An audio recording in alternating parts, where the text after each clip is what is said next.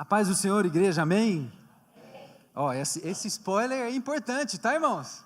Esse spoiler é importante. Eu já falei isso aqui uma vez, mas como sempre tem visitante no culto amigo, eu vou falar isso sempre. Eu gosto muito de storytelling, aquele método de contar histórias. Então a gente deixa algumas pontas soltas no início para fechá-las no final.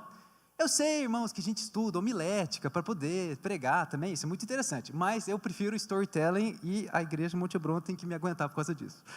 Amém, irmãos? Vamos lá. Então, irmãos, três informações, que a princípio vão parecer que eu estou jogando assim do nada, mas que vão fazer sentido mais para frente. Olha o spoiler, olha o spoiler. Esse aqui, se você nunca viu, esse aqui é um mar morto, que na verdade não é um mar, é tipo uma lagoa, que se encontra na região do Oriente Médio, próximo a Israel. Ele é chamado de Mar Morto por vários motivos. Um deles, se você ver isso aqui, ó, do lado, isso aqui é sal, viu, irmãos? O Mar Morto é uma região, é um mar que tem 11 vezes mais sal do que um mar ou um oceano convencional. Ele é a região mais baixa da Terra. Ele está a 432 metros abaixo da linha do mar. E aí, ele não tem para onde escoar. Então, a água que desce ali, fica ali. E como ela é muito salina, ali não tem como ter vida. Daí o nome Mar Morto. Na verdade, dizem que tem bactérias, algas, mas se você ver bem aqui, ó, não tem peixe, não tem réptil, não tem nada que consiga viver ali, animais, né? E como é muito salina a região, se você olhar, ela é muito rochosa. Tem uns capinzinho lá no final, né? Tem algumas árvores aqui e ali, mas a vegetação é muito escassa da região do Mar Morto. É uma região praticamente morta de vida. Esse é o Mar Morto. Amém, irmãos? Primeira informação, guarde a informação. Agora o segundo eu acho espetacular, mas presta atenção. Eu confesso para os irmãos que eu não achei exatamente a informação que eu queria, do jeito que eu queria, tá? Aquele gráfico ali, ó, ele aponta os números de cristãos ao longo dos anos nos Estados Unidos. Eu queria achar no espaço de 100 anos, mas eu não consegui achar. Mas se os irmãos verem, o máximo que teve ali em porcentagem, tá, irmãos? O máximo que teve foi naquele pedaço durante e pós a Segunda Guerra Mundial. Sabe-se, e isso é meio que inquestionável, né? Que em momentos de crise, momentos de guerra, momentos de instabilidade econômica, social, financeira, o número de pessoas que procuram igrejas cresce muito. Então, todas as vezes que a gente tem uma guerra, tem alguma crise, geralmente o índice de cristãos, aliás, o índice de pessoas que procuram religiões, mas os cristãos incluídos ainda mais, porque é a maior religião do mundo, cresce muito. Infelizmente, eu achei um gráfico só até 2020. Porque eu vi outra pesquisa que indicava que após a pandemia, houve um crescimento no número de cristãos, e o mais impressionante é uma coisinha que as pessoas estão chamando de Gen Z, a geração Z.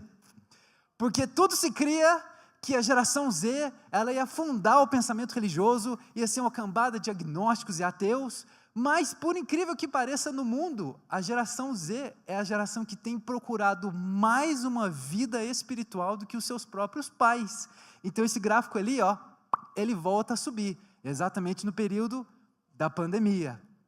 Amém, irmãos? Ali são os motivos pelos quais se frequentam uma igreja. Começa-se a frequentar uma igreja. Olha só que interessante, irmãos.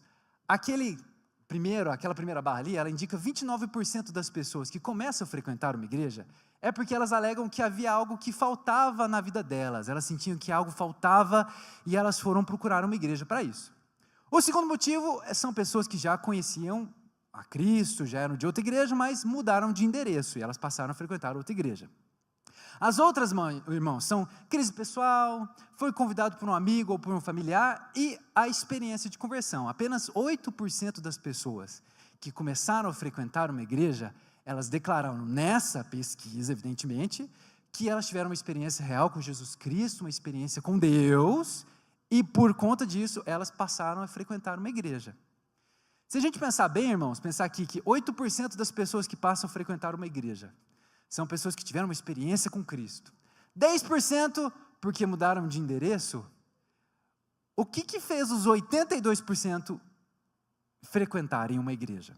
Se a gente tem 8 que teve uma conversão, 10 que mudaram de endereço, e os outros 82%? Normalmente são crises pessoais. Normalmente, 82% das pessoas, elas tendem a começar a frequentar uma igreja por conta de crises pessoais, crises diversas. Esse gráfico vai ser mais importante lá na frente, senhoras e senhores. E por fim, é aqui que, irmãos, eu peço que permaneça sentado, não saia, não desista agora, a gente vai falar de Bíblia, na verdade nós já estamos falando de Bíblia, você que não sabe. Esse é o momento que vai ter gente que vai fazer assim, Irmãos, eu vou apresentar para vocês agora, se você não conhece o Ozempic. Quem aqui já vou falar do Ozempic?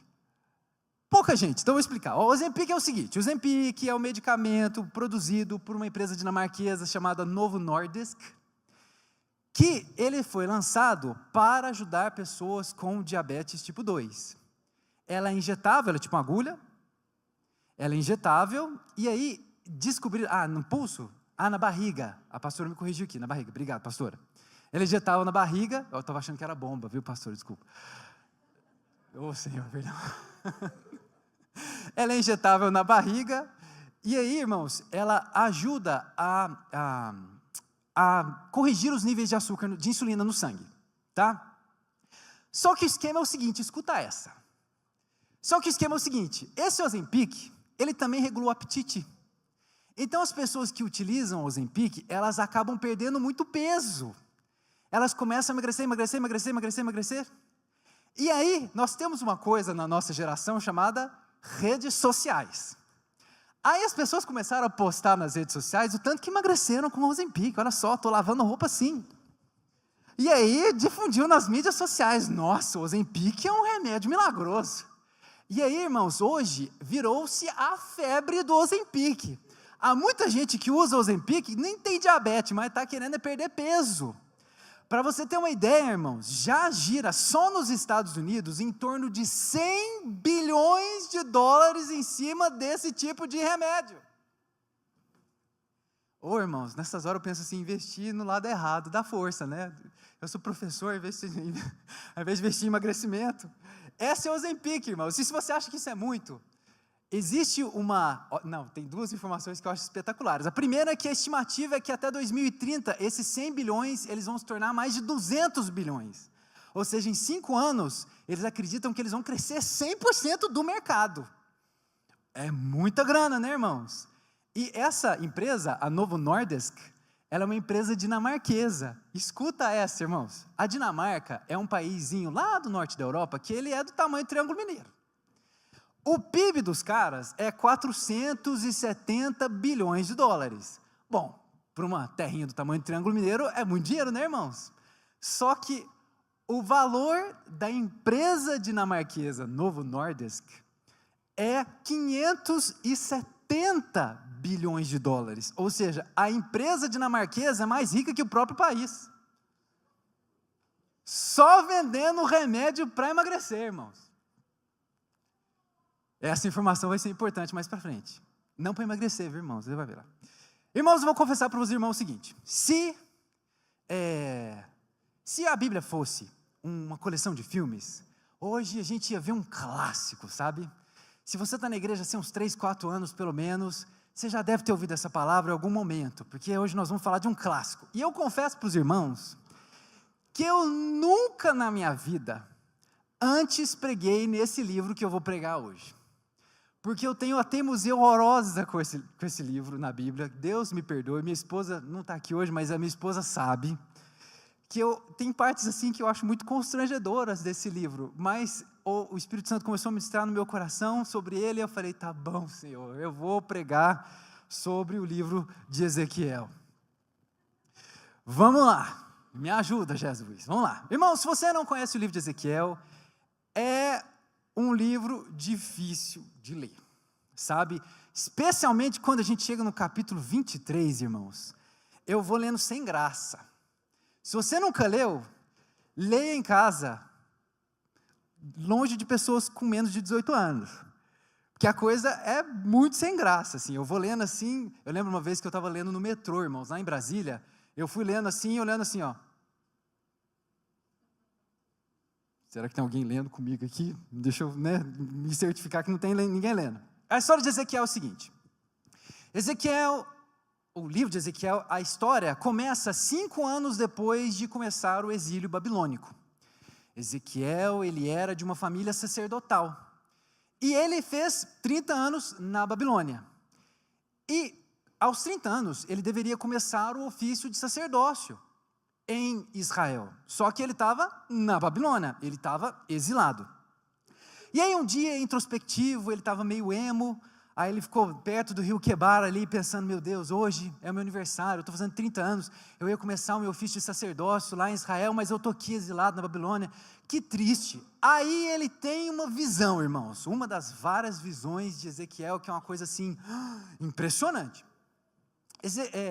Ezequiel, ele viu 4 seres, e os seres, eles tinham 4 faces diferentes, e eles tinham as asas abertas assim, e cada ponta de asa tocava na ponta da asa do outro anjo, e eles formavam tipo que um quadrado, e eles tinham rodas embaixo dos pés deles, e acima desses seres, estava tipo uma plataforma, em cima da plataforma um trono, e em cima do trono, a palavra no hebraico, ela representa a manifestação da glória de Deus. Então, em cima do trono estava a manifestação da glória de Deus. E quando Ezequiel ele viu aquilo, ele pensou, o que é isso?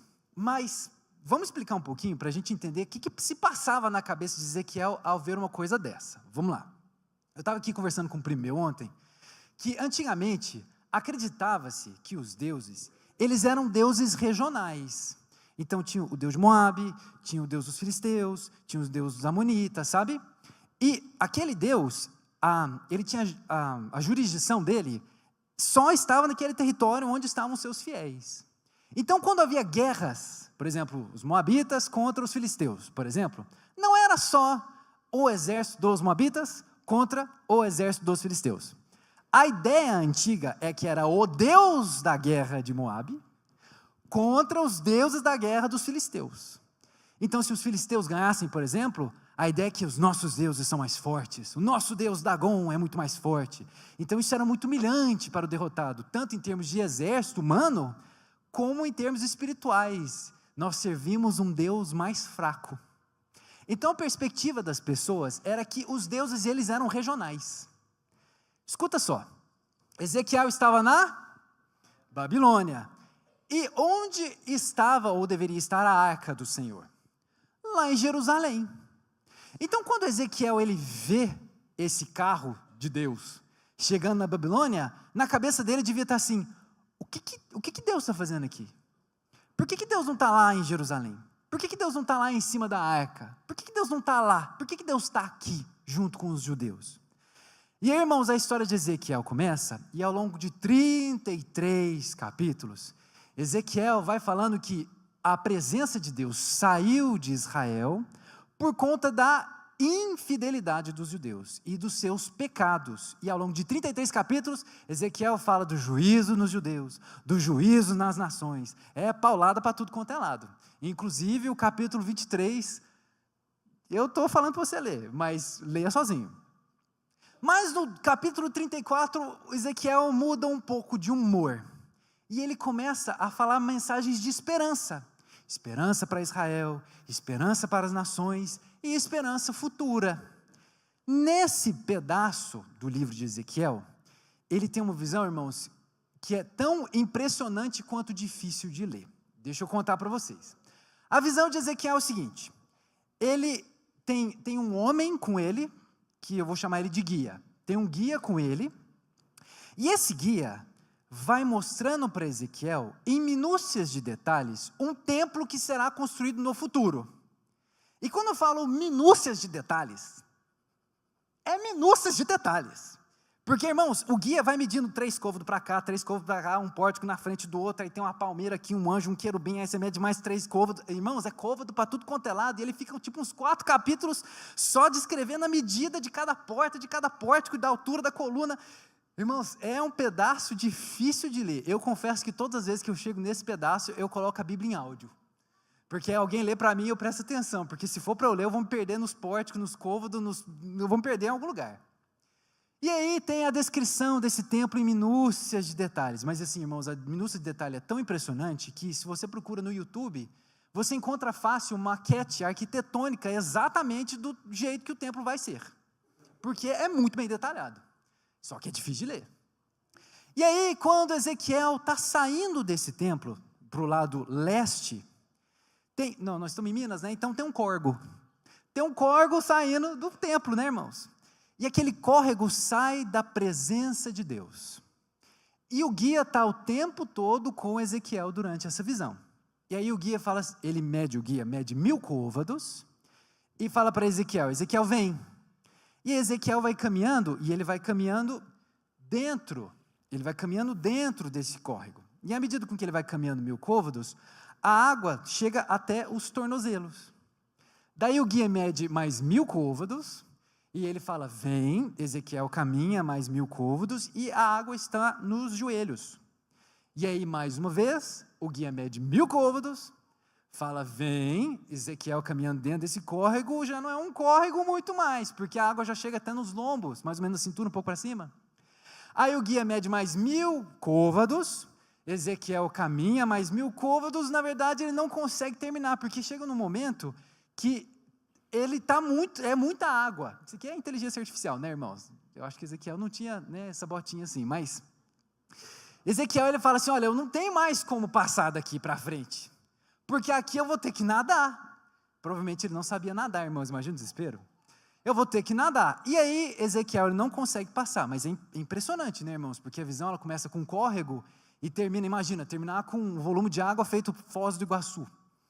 É muita coisa, é algo miraculoso. E já já a gente vai falar de algumas imagens muito interessantes dessa visão.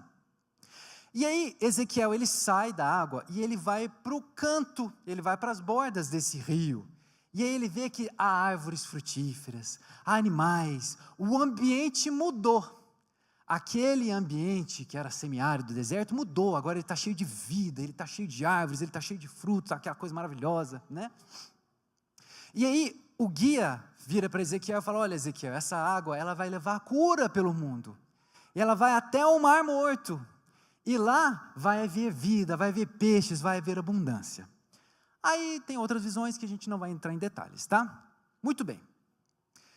Irmãos, vamos pegar essa história, exegeticamente, não é exatamente isso que o texto está falando, do que eu vou falar agora, tá, irmãos? No entanto, essa visão de Ezequiel, ela tem sido, ao longo da história da igreja, utilizada diversas vezes como uma analogia à nossa vida espiritual. Um dos grandes pregadores que usava essa analogia muito, era um cara chamado Charles Spurgeon, que era o príncipe dos pregadores da era vitoriana na Inglaterra. Se a gente pensar, irmãos, nessa visão, como uma analogia da nossa vida espiritual, há muita coisa que a gente precisa conversar aqui. Em primeiro lugar, irmãos, porque nós somos brasileiros, a gente não sabe o valor da água para nós.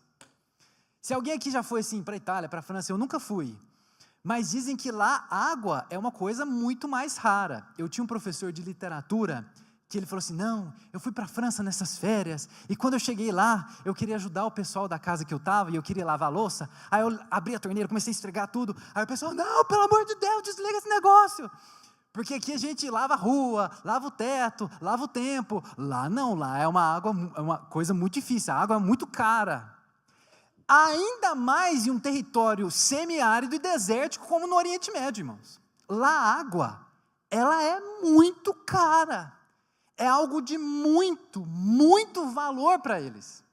Então o fato de haver água nessa visão, já chamaria a atenção de uma pessoa que lesse pela primeira vez. Só para vocês terem uma ideia, irmãos, de todas as grandes cidades antigas, Jerusalém é a única cidade que não se cresceu e se desenvolveu próximo a algum rio, algum mar, alguma bacia hidrográfica. Jerusalém era uma exceção a isso, então a água ainda era mais escassa ainda. Biblicamente falando, irmãos, a gente sabe que a água diversas vezes é utilizada como uma metáfora ou como uma ilustração do Espírito Santo. A água era de muito valor. assim como o Espírito Santo, ele é de muito valor para nós. Quando nós começamos a nossa caminhada com Cristo, glória a Deus, rosana nas alturas, saímos do deserto, mas a gente está só num corregozinho. Por quê, irmãos? Porque a gente não tem experiência com Deus, a gente não tem muito conhecimento de Deus. Glória a Deus, achei água, saí do deserto, aleluias, mas a gente não tem tanto conhecimento assim.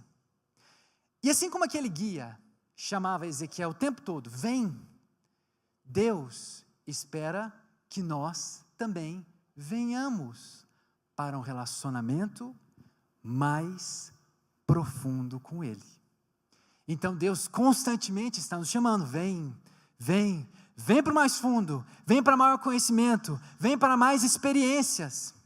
E assim como o profeta ele vai caminhando, ele vai, a água vai ficando mais funda, ele vai chegando mais um profundo, e quando ele olha em volta tem vida. Nós, irmãos, quando estamos no profundo em Deus, o ambiente à nossa volta muda. Nós somos transformados de dentro para fora. Quando nós estamos no profundo com Deus, irmãos, é aí que a gente começa a enxergar como Deus é o nosso bom Pai. E a gente finalmente tem acesso àqueles sonhos da vida que se concretizam, porque são da vontade de Deus. Profecias que se cumprem. Cura, a gente ora e as coisas acontecem. Claro que não sempre, né, irmãos? Mas a gente está sempre orando e buscando a direção de Deus. A gente vê, irmãos, a paz que sobrepassa todo o entendimento, a alegria do Senhor que é a nossa força, a paz em meio ao caos, a constância em meio à crise. É isso que nós vivemos quando nós estamos no profundo em Deus. Você quer ver os seus sonhos, os sonhos de Deus na sua vida se cumprirem? Você tem profecia na sua vida que não se cumpriu e que você sabe que veio dele para você? É preciso ter profundidade. Nossa, mas que coisa linda! Eu quero isso para a minha vida. Quem não quer? Como é que eu consigo profundidade?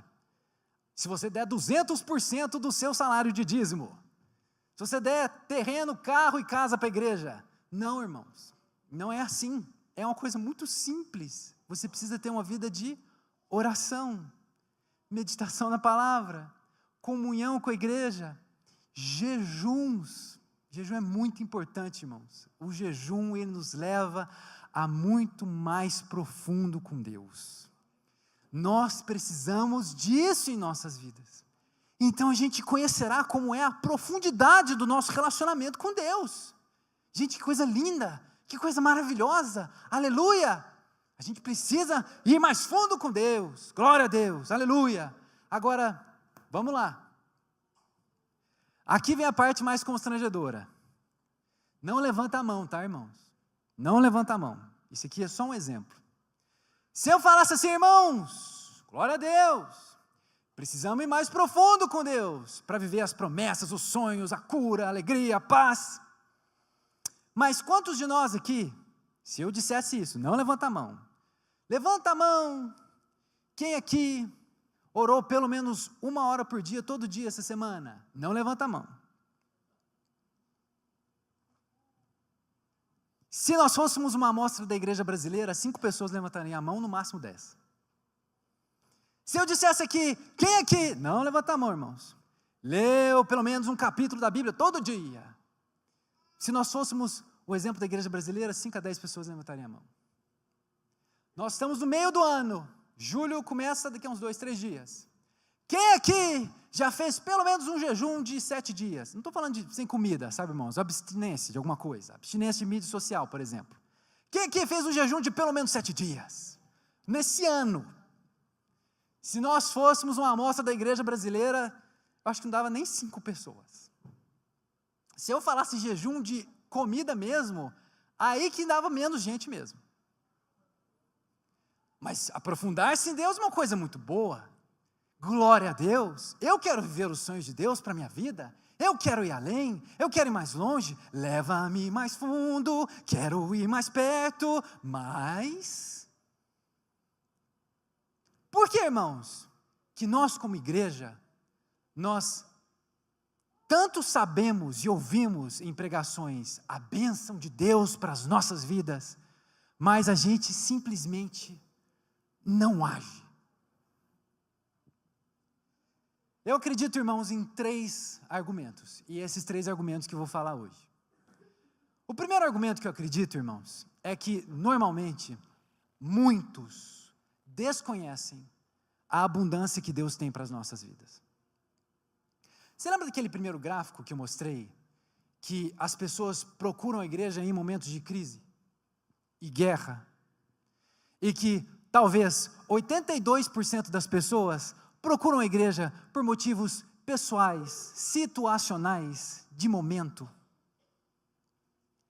Acontece, irmãos, que na igreja existe uma multidão, um exército de pessoas que acreditam que a igreja é simplesmente um lugar de evento religioso, que existe para tapar um buraco de uma necessidade que simplesmente apareceu.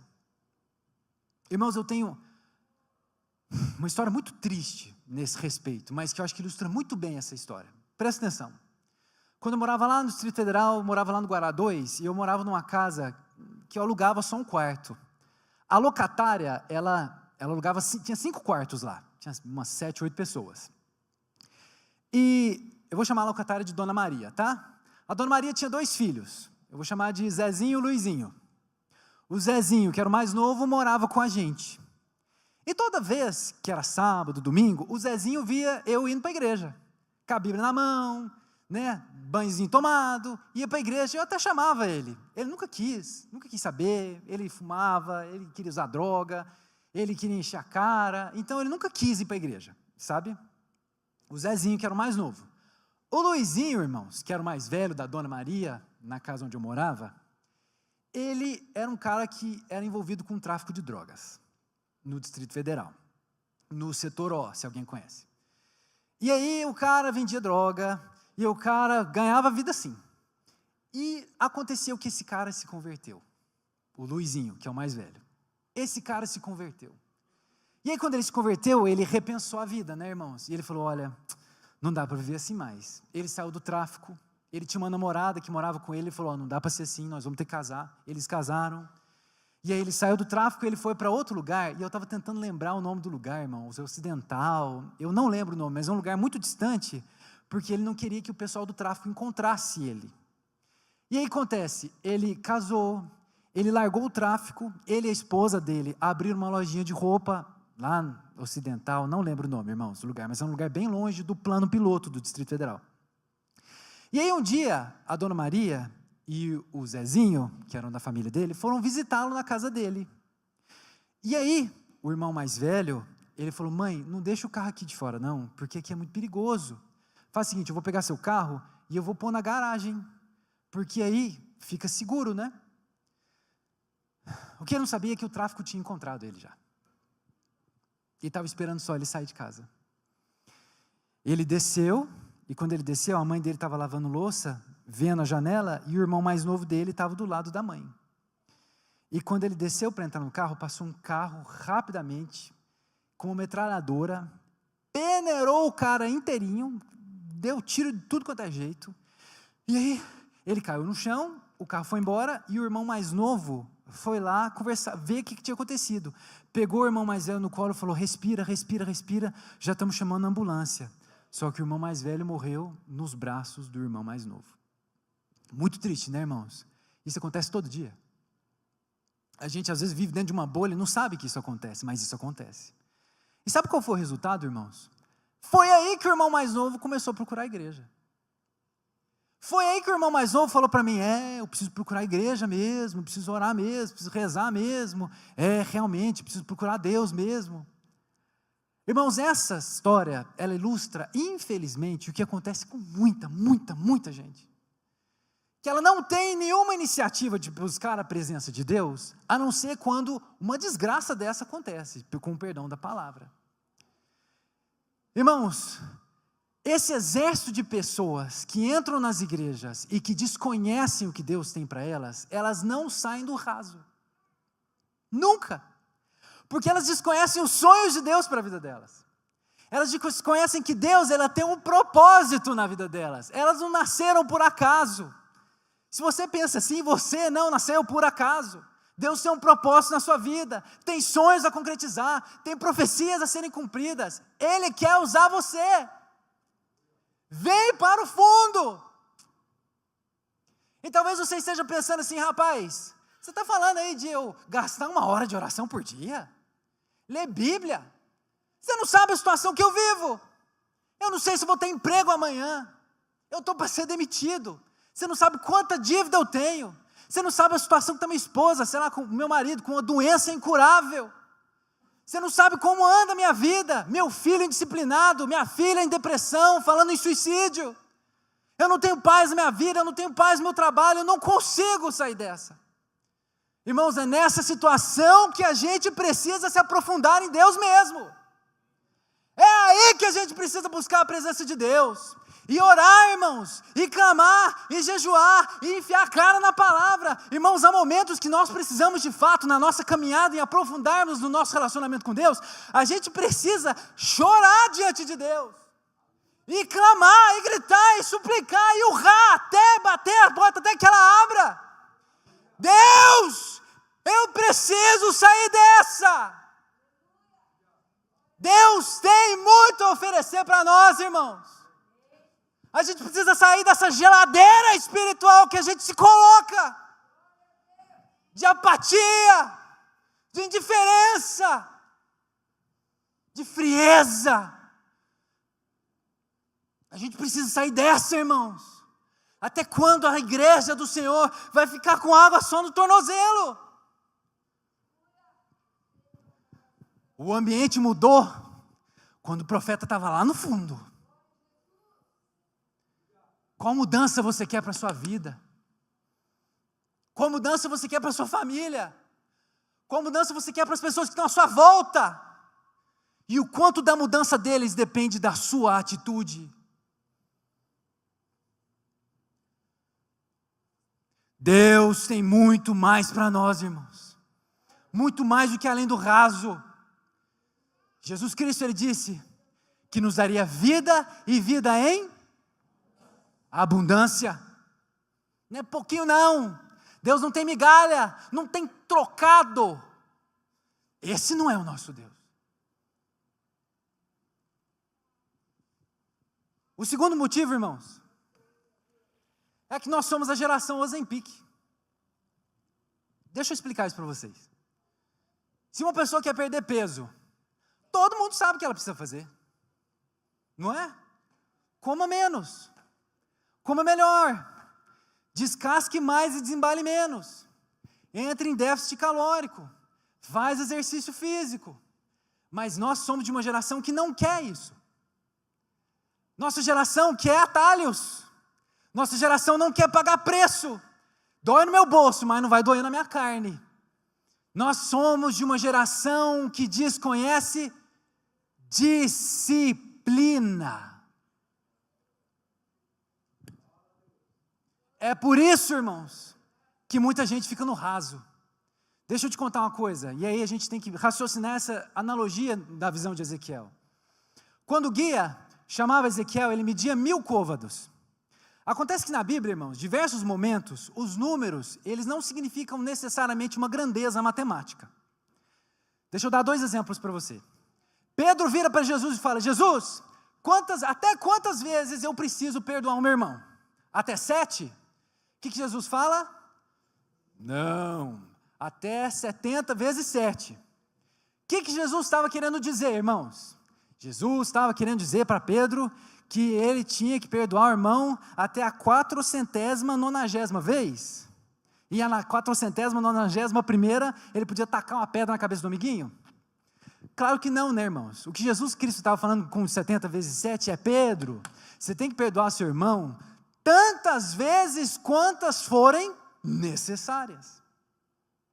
O próprio Pedro, ele escreveu depois que um dia para Deus é como 1000 anos. Significa que um dia para Deus é como 365.250 dias. Porque tem os bissextos, né, irmão? Então tem que fazer as contas. Quer dizer, então, que para Deus é 365.250 dias. Não, irmãos. A ideia de Pedro é que Deus é um ser acima do tempo. Ele é de eternidade a eternidade. E esses 1000 côvados que o guia pedia para o profeta caminhar? A gente pode dizer, irmãos, que a ideia é que o profeta ele teve que caminhar uma longa distância. A vida para alcançarmos a profundidade com Deus é uma vida que exige disciplina. Porque não é só um passo, não é só um côvado, não é só um dia, não é só um momento, não é só um culto indo para a igreja. É diariamente. Mas a nossa geração Zampique não quer. Ela quer o atalho, ela quer o mais fácil. Eu não quero pagar preço, eu não quero que faz doer em mim não. Eu quero viver aquilo que vai me fazer alcançar o meu resultado que eu desejo sem eu ter que pagar preço nenhum. Geração Zampique, geração de pessoas sem disciplina. Será que somos nós assim, irmãos? O terceiro motivo, irmãos, pelo qual muita gente não entra num relacionamento profundo com Deus, é porque nós não temos fome. Fome de Deus. E se você está pensando, fome de Deus? Não estou entendendo. Deixa eu falar uma coisa para você. Quando você está com fome, você precisa que alguém te fale? Você está com fome, você precisa comer, você precisa? Você não precisa, porque é uma sensação interna, involuntária, você sabe. Eu tenho plena convicção de que eu posso dizer para você, que assim como a necessidade involuntária de termos que comer, a gente também pode ter essa fome, essa necessidade de buscar a presença de Deus. O mesmo incômodo, aquela coisa assim de, meu Deus, eu preciso orar. Deixa eu te perguntar, que tipo de cristão é você? Você fica um dia sem orar, que diferença isso faz na sua vida? Nenhuma? Sinal amarelo, irmão. Você não lê a Bíblia, não medita na palavra de Deus, uma semana, nem abre a Bíblia, está empoeirada em casa. Que diferença isso faz para você? Nenhuma? Sinal amarelo, viu, irmãos? E as mensagens que você passa? O que você conversa? Você age como todo mundo. O quanto isso te incomoda? Nada. Sinal amarelo, viu, irmãos? Quase vermelho, assim, 1/1000 para virar para o vermelho. Se você não tem fome de Deus, é porque sua vida espiritual já morreu de inanição. Eu vou contar o meu testemunho, irmãos, meu testemunho pessoal. E aí você vai entender porque o tema dessa palavra foi o desafio. Quando eu cresci, a minha família se converteu, eu era muito novinho. Mas desde pequenininho eu ia para a igreja, e eu via pastores, pastoras, preletores, etc., falando que nós tínhamos que ter uma vida de oração. Nós tínhamos que ter uma vida de meditação na palavra. Nós tínhamos que ter uma vida de jejum. Como eu era criança, eu não dava muito bola para isso, sabe? Eu falava, sei lá, eu fui muitos anos na igreja sem ter uma vida com Deus, sem ter uma vida íntima com Deus. Por mais criança que eu fosse, eu tinha ciência do que eu deveria fazer e eu não estava fazendo. Sabe? 2 coisas me fizeram mudar o meu comportamento. A primeira delas, a palavra de Deus diz, dá a honra que merece honra. E a primeira delas, eu preciso ser muito franco com vocês, especialmente os pais. A primeira delas por causa dos meus pais, que estão ali. Por quê? Porque eu via pastor falando na igreja que a gente precisa orar, precisa ter um posicionamento, como o pastor Silas veio falando aqui. Mas isso não fazia tanta diferença. O que fazia muita diferença para mim é ver que os meus pais tinham uma vida de oração. Era ver, irmãos, quantas vezes eu entrava no quarto do meu pai, e o meu pai falava assim, filho, quando você sair, apaga a luz que eu vou orar, tá? Quantas vezes? E lá em casa, irmãos, meu pai e minha mãe, eu sou professor, né? Então eu conheço bem de métodos pedagógicos. Eles têm métodos pedagógicos muito diferentes. O meu pai é italiano, então o método pedagógico dele é através da crítica. Meu pai ficava criticando, você não ora, você tem que orar, você tem que entrar no seu quarto, pôr a cabeça assim, Senhor, perdão, Senhor, pelos meus pecados, perdão porque eu briguei com a minha irmã, você tem que orar. Meu pai ficava pegando nosso pé. E isso é muito, muito persuasivo, irmãos, porque a gente acaba tendo que fazer a coisa só para a pessoa não ter o que falar, né? A minha mãe não, a minha mãe ela já ensina pelo exemplo, sabe? Eu vi minha mãe orando várias vezes. Quando eu tinha 9 anos de idade, desculpa te expor, tá, mãe? Mas quando eu tinha 9 anos de idade, A minha mãe fez 21 dias de jejum. Pais, seus filhos estão te observando? Quando eu vi isso, irmãos, isso mexeu comigo. Essa primeira coisa que me levou a ter uma vida de oração. Ver que os meus pais, nos momentos de crise, que foram muitas vezes, né? Eles corriam para o altar do Senhor. A segunda coisa, irmãos, que me incomodava demais, é que eu vinha para a igreja, não aqui na Monte Hebron, né, irmãos? Eu cresci lá no sul de Minas. Eu ia para a igreja e eu ouvia gente falando que teve visão. Nossa, eu vi um anjo. A outra pessoa, eu também. E eu ficava assim, cadê? Onde é que está, gente?